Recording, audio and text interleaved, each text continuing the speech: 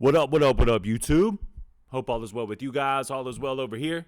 I wanted to have a little bit of discourse this afternoon, talk to you guys a little bit about my belief system, what I stand on, what I mean whenever I say I'm a Christian-centered channel, what I mean when I say look at the world through a biblical lens, and what it means whenever I react to or have opinions about artists that are secular.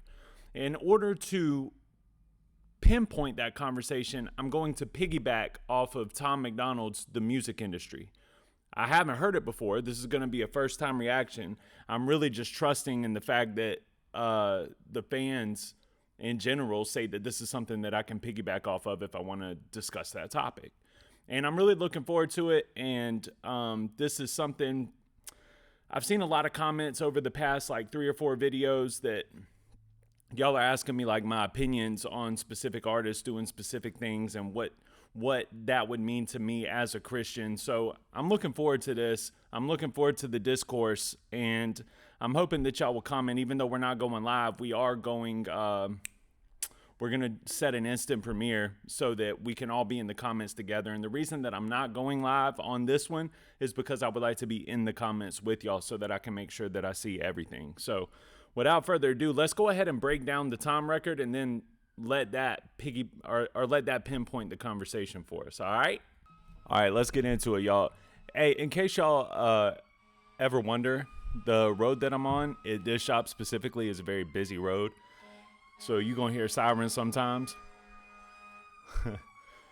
And yeah, it's been pretty much every video. So I just wanted to express and let y'all know what that is. You know what I mean? That was a fire truck there. Anyway, let's get into this. This is called The Music Industry by Tom MacDonald, the one and only. Now, this is going to be a little bit different because I'm using this as a point of reference for a conversation that I want to have. So I'm looking forward to this. Let's see what we can do with it. Look at all the rappers that the game's killed. Record labels making billions, why can't artists even pay bills? You get taken advantage of if you take deals. They're the devil, ain't no angels in the outfield. You get you chains and a bracelet, maybe a fake grill. You get you paid and you're famous, baby, it ain't real. So let's go ahead and discuss what he's saying here. If you take deals, they're the devil, ain't no angels in the outfield.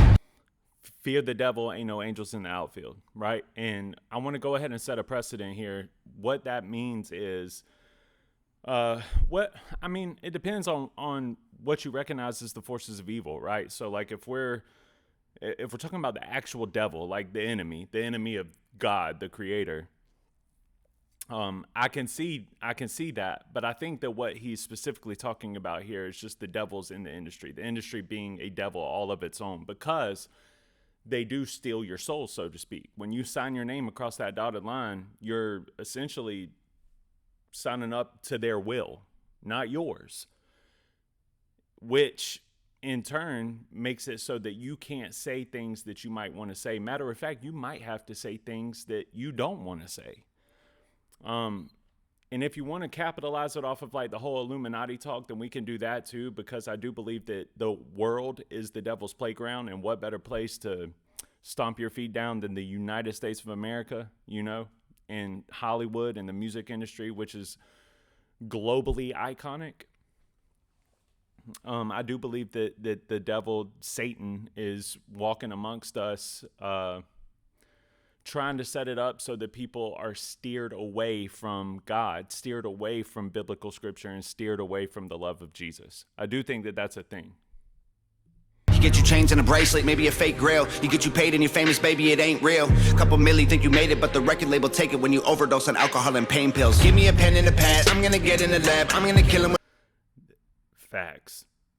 They need some kind of life insurance policy for stuff like that, because too many times we see people lead the rock star lifestyle, and the labels encourage that behavior. Like, yeah, dude, go be a rock star, you know? Along with the rock star lifestyle comes the drugs. And then you start taking the drugs to cope with the pain of not being able to formulate your art in the way that you want to formulate it. And then all of a sudden there's this fake facade of a person that you don't even recognize. and you have to cope with that, so you self-medicate. Next thing you know, you're offed, and you think the labels care? No, they don't care. They'll just find another. So that's a deep point. It ain't real. Couple milli think you made it, but the record label take it when you overdose on alcohol and pain pills. Give me a pen and a pad, I'm gonna get in the lab. I'm gonna kill 'em with tracks, I'ma deliver the facts. Nobody holding me back, labels are tricking the fans. Rappers are industry plans, everything planned. I ain't brain dead, never signed a deal, it don't make sense. Never let a label manipulate what I've made yet. Invading the industry independently, I break in. Kill the gatekeepers with a blade, leave the gate bent. Mainstream rappers see the fame, wanna break bread. So lame for sale, never sell out trying to pay rent. Illuminati puppets, the industry, hail Satan. The devil making deals, I won't shake hands. Independent, underrated, these other rappers are. And I do believe that there's some credence to that in some way, shapes and form. Like, I do believe that I don't know, man. Like, let me say this. I don't believe that, like, Sean Carter, Jay-Z is like a head person for the almighty Illuminati. You know what I mean? But I do believe that they signed their lives away. And by doing so, removing yourself further away from the Lord, you open yourself up and you're more susceptible to demonic forces or evil forces entering into you. And then all of a sudden you don't really know right from wrong anymore. Wrong is right and right is wrong. And you don't really have any values or morals or anything that you stand on as a man or as a woman. So you go with the ways of the enemy. And I do believe that that is real. I don't believe it's as simplistic as there's this club that worships Satan and anybody who signs their name on that dotted line is a member of said club. I don't believe that. I believe that in order to figure out who those people are, we need to get to the bottom of who is at the head of these labels. I mean, the head of the heads of these labels, the people that we don't see, the people that we don't hear about, the very top of the food chain. Those people are the ones that I think that do worship the enemy behind the scenes. I do believe that, and I do believe that there's an agenda that they push to get you further away from God, by making you believe that God's way is evil and that the evil ways that we've always known are now good. So just so everybody knows and is clear, I do believe that. I hate it going viral with no label, with no manager or agent. Call my mama, I got commas and the money going crazy, and she crying, trying to tell me that she's happy for a baby. Like, ooh, hey, finally got that. And I also just want to say, I know I'm pausing a lot, but I also want to say that there's a lot of people that are just stuck in really terrible, hard positions in life, and they don't have a fan base. They didn't have a song that went viral. They just have talent, and the label might see that talent. You might have a song that's like hitting off on TikTok or something like that, and a label just says, we will give you $500,000 to sign with us, and now that song is ours, because they see in their minds that that song is going to make well over $1 million. So they gave you your half point there. You use that money to try to become the rock star that they want you to become, and you end up throwing all that money down the drain, and now you're indebted to them, and then you can't even make another hit. That's what continuously keeps happening to these people. That deal, got a pen in my hand. Ooh, ayy. Like, how you tryna buy who the hell I am? You can keep your cash, I'm not that broke. I won't sign no contracts, I do me. Y'all are canceled, stealing people's dreams. How can you sleep? It's all rap hoes, throwing cash in Lambos. I'm independent till I'm dead, I quit the music industry. Artists really only wanna chase hard. dreams. We're broke all. That's hard. Run that back. Contracts, I do me. Y'all are canceled, stealing people's dreams. How can you sleep? It's all rap hoes, throwing. Stealing people's dreams. How can you sleep? That's hard. That's hard, Tom. Cash and Lambos. I'm independent till I'm dead. I quit the music industry. Artists really only want to chase dreams. We're broke all our lives begging labels, please take me. Tricked us into thinking getting deals is a great thing. Spend our whole careers trying to break free. The fans say they love us, trying to give them music they need. Label doesn't like it, that ain't mainstream. You're looking in the mirror like, what happened, man, this ain't me. I guess that I just don't see what they see. Give me a mic. It's exactly what I was just talking about. They have a facade in their head that they want you to become. And I mean, when somebody hands you a check of that magnitude and that amount that you've never seen before, you feel indebted to the point where you're like, okay, I want to do that. But really, you don't see the issue at hand is that they're indebted to you, you know, because they shorthanded you. you just took it because you didn't know what else to do. Rent was due. You were about to get kicked out of your house. Your mom was being evicted. You didn't have no groceries on the table, and somebody came and said, "We will give you $500,000 to sign with us." But now that song that you got hot, that's ours. So you take that $500,000, you get tatted up, you get involved in drugs, you get involved in alcohol, you get a crew around you, you take care of the crew. You spend all this money and all this time trying to recreate that hit, and you ain't gonna be able to recreate it. And I guess a big point of what I'm trying to say is a lot of these people that sign their name on these dotted lines, Tom and all of Tom fans, I want y'all to know some of these people are victims. And I'm not even that, like, I don't use that word lightly. I don't use that word victim lightly because it gets thrown around way too much nowadays. But it's kind of the trickery of, like, your 70-year-old grandmother goes to get her oil changed at Toyota, and Toyota somehow talks her into getting a brand new car for the same payment that she had.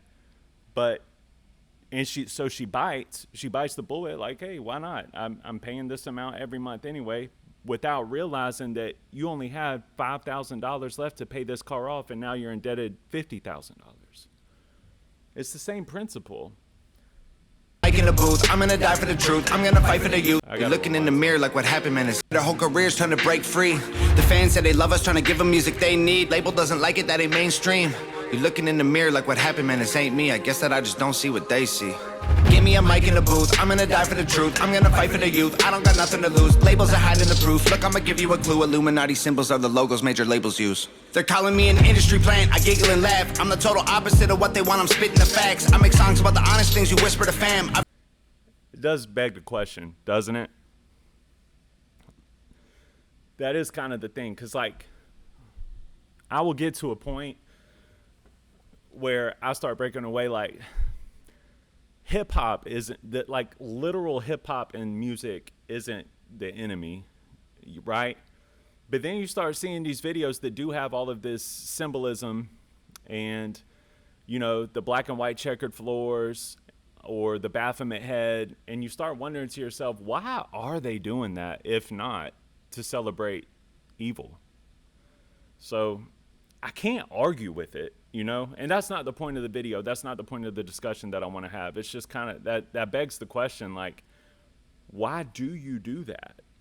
Even if it's like you realize that people think this, by now they do, you realize that people think that you're celebrating evil and you double down on it, like that Sam Smith performance at the Grammys or whatever a couple of years back ago, or Lil Nas X doing that freaky nasty stuff that he did. Like, it's like, all right, but if you're not evil and you're not of the enemy, then why? It does beg the question. They love us, trying to give them music they need. Label doesn't like it, that ain't mainstream. You're looking in the mirror like what happened, man. This ain't me. I guess that I just don't see what they see. Give me a mic in the booth. I'm gonna die for the truth. I'm gonna fight for the youth. I don't got nothing to lose. Labels are hiding the proof. Look, I'ma give you a clue. Illuminati symbols are the logos major labels use. They're calling me an industry plant. I giggle and laugh. I'm the total opposite of what they want. I'm spitting the facts. I make songs about the honest things you whisper to fam. I've exposed the government. They want to kill me for that. I put the pedophile sex cults on infinite blast. I leaked the industry secrets and I did it with rap. How dare you try to say that my intentions aren't acting, that my vision is a pillar of their intricate plan. And when to manage my decisions, independent gold plaques. No, you won't see my initials on official contracts. Independent till I'm dead or I'm a bitter old mad. Middle fingers, I'm a missile that they can't hold back. Like, ooh, ayy. That's hard. I'm a missile that they can't hold back. He says a lot here, but for the sake of the time in the video and where we're going at the end of the video, I'm going to kind of let it ride out and just react to it like normal. You got that deal, got a pen in my hand. Ooh, ayy. Like, how you trying to buy who the hell I am? You can keep your cash, I'm not that broke. God won't sign no contracts, I do. One time for Nova. I do this all the time with all these videos, bro, but one time for Nova right Fingers, here, I'm a the missile that they bulletproof can't vest. hold back. Like, ooh, ayy. Finally got that deal, got a pen in my hand. Ooh, ayy. Like, how you trying to buy who the hell I am? You can keep your cash, I'm not that broke. God won't sign no. Nova's a genius, bro. That was just hard. That's all. You know what I mean? Contracts I do me, y'all are canceled. Stealing people's dreams, how can you sleep? It's all rap hoes, throwing cash in Lambos. I'm independent till I'm dead, I quit the music industry. Miss me with all of that industry talk. Work my whole life for the things that I have. Why would I give you the keys to the car? If you just gon' drive while I pay for the gas, I ain't gon' come to your meetings no more. Told you already, ain't giving you half. Y'all can't wait to get your feet in the door, then lock me outside while you steal from my fans. I was just about to say something about the fans, because that's what's the biggest blessing to him, is that he has a fan base that is really supportive. And I know, because a lot of y'all are very supportive of me, and that's something that he needs to be grateful for, and I know he is. I got to check out that song that y'all all want me to check out, My Fans or whatever. But that's the reason that you don't need it. You know what I mean? He was smart. He made smart moves. He got big and decided, you know what? Nah, I don't need their help, I don't think. I think I can do it. And man, I wish more super creative people thought in that way. I wish that more people that spit their soul and their heart into that microphone felt, thought, and shared that blueprint. Because I honestly think that a lot of people are creative like that. A lot of people are heartfelt and soulful, and then they sign over and it just turns into nonsensical crap music because they have to go to the head of that label and say, hey, I want to release this. Not that. What? You trying to help society? Nah, we ain't releasing that. Go make a party record. That's real. Keep your cash, I'm not that broke. I won't sign no contracts, I do me. Y'all are canceled, stealing people's dreams, how can you sleep? It's all rap hoes, throwing cash in Lambos. I'm independent till I'm dead, I quit the music industry. Keep your cash, I'm not that broke. I won't sign no contracts, I do me. Y'all are canceled, stealing people's dreams, how can you sleep? It's all rap hoes, throwing cash in Lambos. I'm independent till I'm dead, I quit the music industry. Woo. I got a couple of things to say about Tom before we get into the conversation too. Shout out to Nova, another one. They look, man. It makes he is. I respect the talent and think that he gets better and better with time every single time that I do something. It's like I'll expect a certain type of flow, I'll expect a certain type of beat, and it's a completely different type of beat and a completely different type of flow. The hooks, everything that he does, like I just, bro, you are the man. He is so dope. I hate that it was lost on me like it was, but super dope song, good messaging.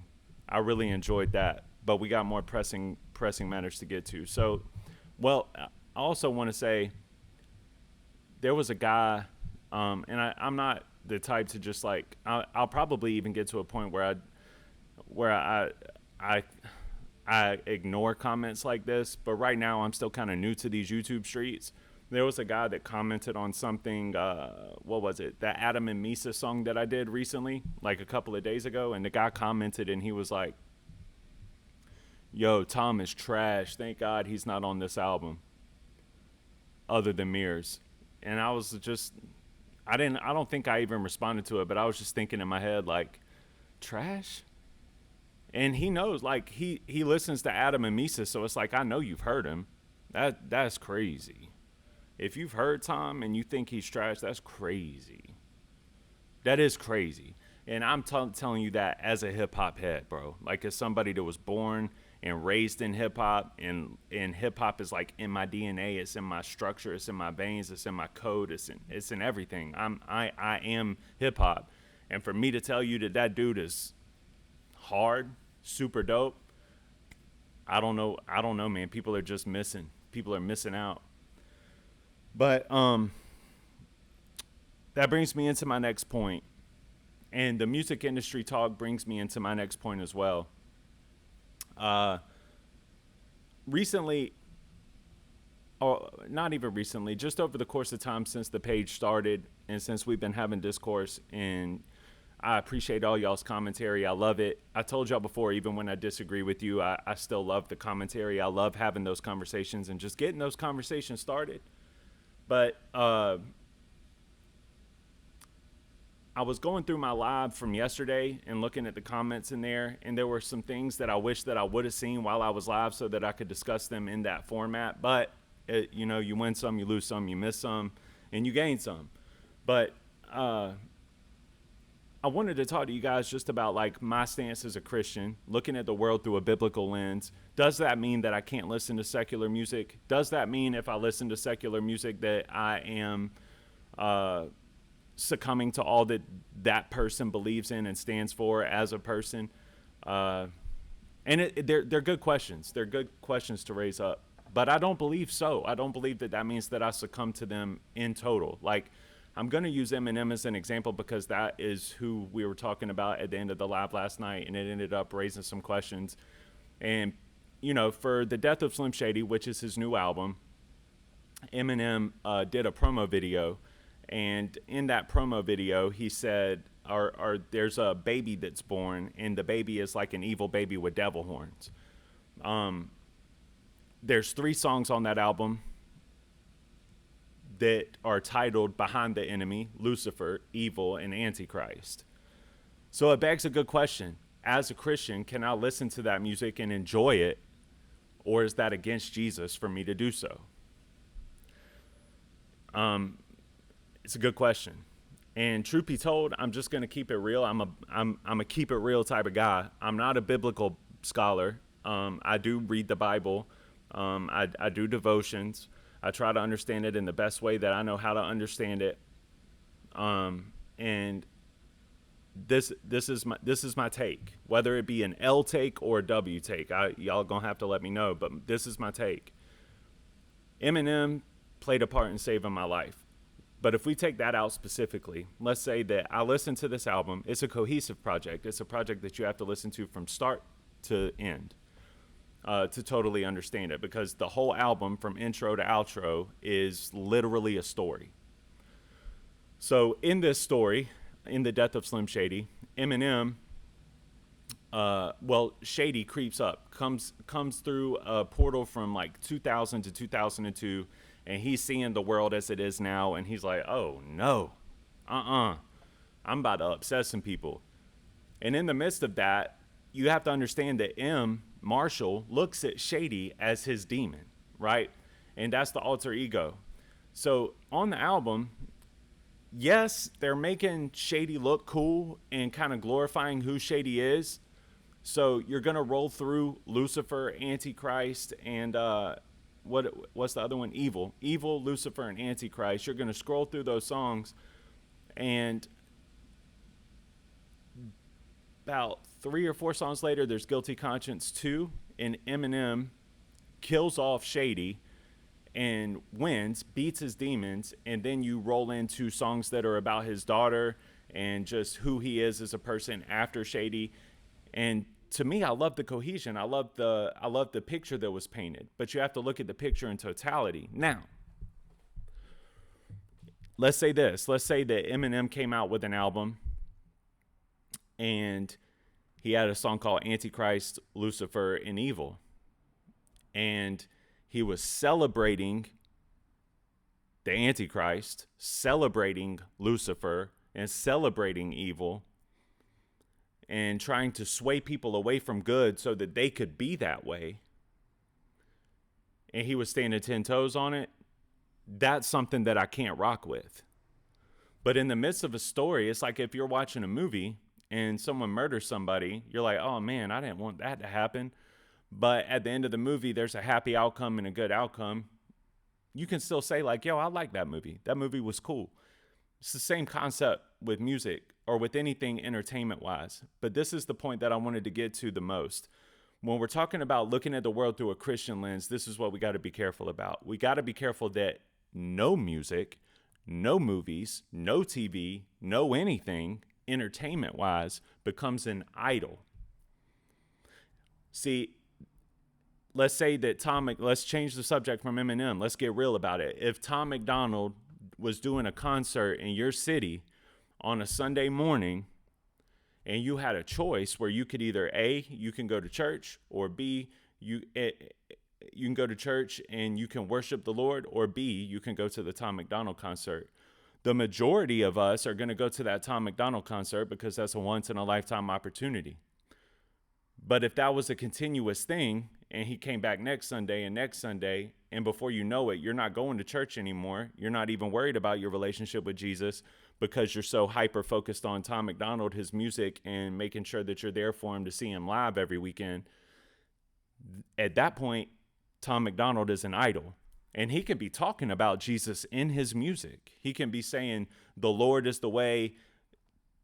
He could be a straight up Christian rapper, but it wouldn't matter because the evil is not worshiping Jesus and taking that worship and intent and putting it elsewhere. You get what I'm saying? So it's not even the subject matter that matters. The big part of the picture that matters is who are we idolizing and who are we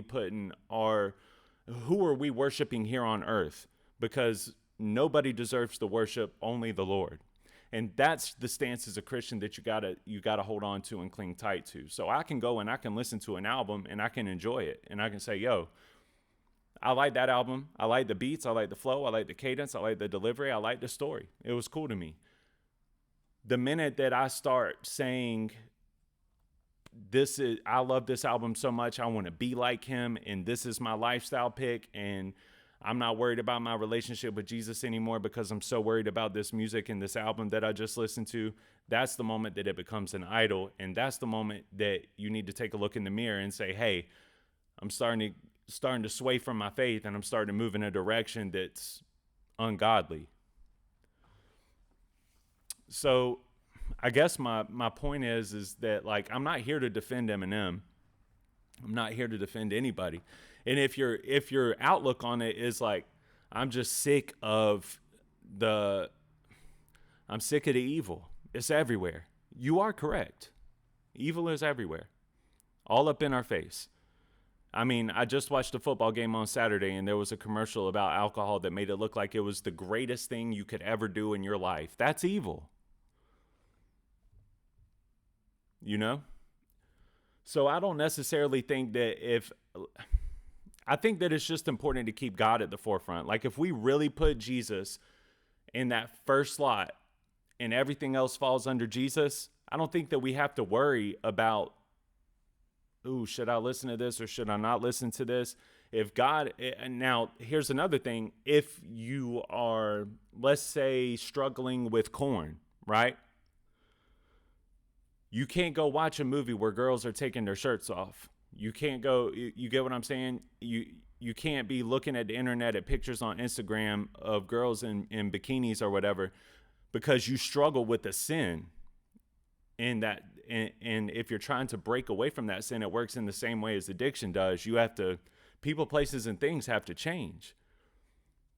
So if your issue is like corn, for instance, you got to make sure that you steer clear from anything like that. But if you're in a place in life like I am where, I'm not saying that I don't struggle with sin. Of course I struggle with sin. I cuss a lot. I have my own issues. And if you have a personal relationship with Jesus, the Holy Spirit will give you a sense of, okay, I need to work on this. I need to work on that. But the consistency in the work is what matters, I think, while we're here on earth, because we're not perfect. So I think that it's okay for me to enjoy an Eminem album, I guess is the point that I'm trying to make. Or I think that it's important for me to enjoy secular things as long as I don't put them above Jesus in my life. And if I and make sure that they're not idols to me, So I think that with all that being said, I just think that, and then you have to ask yourself, like, specifically with that Eminem album, you have to ask yourself, is he even a Christian, right? he's talked about Jesus in music before. I think that he wrote a verse for Kanye West for Use This Gospel remix, and he killed it. It was super hard, but it was crazy hearing Eminem rap about Jesus and the Bible. But I don't know if he's a Christian. You know what I mean? I know that he believes in God. He's sober. He's been clean for 16 years. You can't get there without believing in God. I don't care who you are, how strong you are. Can't do it. Not in my opinion. I believe that belief in a higher power is probably the most important thing out of all the 12 steps. But I just look at the situation like I don't even know if he's a Christian. You know what I mean? So in his mind, he's probably just telling you a fairy tale. And I think that we see that a lot, you know? I don't think that necessarily just because you're in the music industry, that means that you're some kind of Illuminati puppet. I don't believe that for everyone. I believe that is a thing. I don't necessarily even know if we should call it the Illuminati, but there's definitely some kind of evil propaganda and push in the industry and an agenda to dumb people down, microwave their brains, and make them think that holy things are evil and that evil things are godly. That is something that they're constantly pushing. But I don't know if if I'm not a Christian, you can't really hold me to the flame for pretending that I'm evil in a song called Evil, you know, especially when I'm trying to tell a story and at the end of the story, I defeat the evil part. I don't think I don't think we can do that. I think we have to be careful of how judgmental we are, especially as Christians, because the generations before us were so judgmental, too judgmental. Shouldn't be judgmental at all, and they were like the most judgmental. We got to be careful, man. We got to be careful that we share the gospel in love and that our stories, you know, when people look at me, I want them to know that there is a difference. I want them to be able to see that there's just something different about him. And I want people to know I'm a Christian without me even having to say I'm a Christian. That's the goal. And it's hard. It's hard, man, to be in the world, but not of the world. It is. Now, if D1 or Lecrae came out with a song called Antichrist and they were talking about the same subject matter, I would feel a type of way and I would be like, why are they doing that? But that's because they practice Christianity. They are followers of Jesus. Once you take on that mantle, you have a responsibility to uphold. Eminem, as far as I know, and a lot of other secular artists, they have not upheld that mantle. A great example would be NF, because NF has taken that mantle up, right? He doesn't cuss in his music. He is a Christian. In the beginning of his career, he rapped about Jesus, and he has strayed from rapping about Jesus as much. He still mentions his faith in a bunch of songs, and you can just tell from his internal battles that he is a believer. But let's say that he came out with an album tomorrow and just was cussing all throughout the album. I would have a hard time standing beside that or behind it or up for it. I would have a hard time with that because I know in my mind, you're leading people away from God and you know God. That's evil. So I just wanted to touch base with y'all on that and let you know my stance on it. And I do want y'all to know that my goal on this channel is going to be to look at the world through that biblical lens. When you look at things through a biblical lens, you're going to be looking at things a little bit differently. I don't really submit myself. I love hip hop. I do. I love it. I don't really submit myself to it in a way where it's an idol, though. I don't. And my favorite type of hip hop is hip hop that champions good. But when I tell you that The Death of Slim Shady is my favorite album of the year, it's not because I'm a follower of Eminem. You know what I mean? It's not like I'm trying to be like Eminem. I'm 34 years old. I got 2 kids and a wife. Like, I'm past looking at other men anywhere as idols. But I can enjoy that album, and it's okay. And it's not evil or ungodly for me to enjoy the album. And that's just my take. That's my personal belief. And I'm going to stand on it, man.